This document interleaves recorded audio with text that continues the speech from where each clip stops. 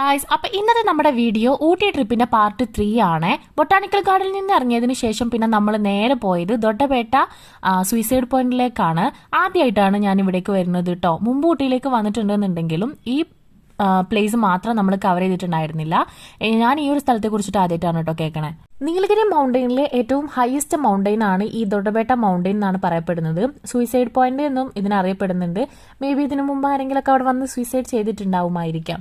ഇതിന്റെ ഒരു ഭാഗത്ത് നിന്ന് കഴിഞ്ഞാൽ ഊട്ടി ടൗൺ മുഴുവനായിട്ടും, ഒരു ഭാഗത്ത് നിന്ന് കഴിഞ്ഞാൽ മൈസൂർ ടൗൺ മുഴുവനായിട്ടും, അതേപോലെ തന്നെ ഒരു ഭാഗത്ത് നിന്ന് കഴിഞ്ഞാൽ നമ്മുടെ കോയമ്പത്തൂർ ടൗണും കാണാൻ പറ്റും എന്നാണ് അവിടെ എഴുതി വെച്ചിട്ടുള്ളത്. ഇവിടെ ചെന്ന് കഴിഞ്ഞാൽ ഒരു ഹയസ്റ്റിൽ ഒരു വാച്ച് ടവർ ഉണ്ടാക്കിയിട്ടുണ്ട് കേട്ടോ. അതിന്റെ മുകളിൽ കയറി കഴിഞ്ഞാൽ നമുക്ക് അതിന്റെ വ്യൂ മൊത്തമായിട്ട് കാണാൻ പറ്റും. നല്ല അടിപൊളി വ്യൂ ആയിരുന്നു.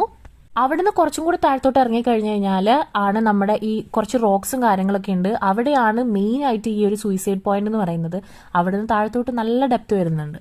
നമ്മൾ പോയ ദിവസം അവിടെ ഒത്തിരി പേര് വന്നിട്ടുണ്ടായിരുന്നു. ആ പാറക്കൂട്ടങ്ങളൊന്നും ഒട്ടും സേഫ് അല്ല, പ്രത്യേകിച്ച് നമ്മുടെ കാലാവസ്ഥയൊക്കെ മാറുന്ന സമയത്ത്. ഞങ്ങൾ പോയ സമയത്ത് വെയിലും കാര്യങ്ങളൊക്കെ ആയതുകൊണ്ട് വലിയ പ്രശ്നം ഉണ്ടായിരുന്നില്ല. പിന്നെ നമ്മൾ നേരത്തെയാണ് പോയത്, പക്ഷേ അത്ര സേഫ് ആയിട്ടുള്ള ഒരു സ്ഥലമായിട്ടൊന്നും തോന്നിയില്ല. അങ്ങനെ സൂയിസൈഡ് പോയിന്റിൽ നിന്ന് ഇറങ്ങിയതിന് ശേഷം പിന്നെ നമ്മൾ നേരെ പോയത് അവിടെ അടുത്ത് തന്നെയുള്ള ടീ ആൻഡ് ചോക്ലേറ്റ് ഫാക്ടറിയിലേക്കാണ്.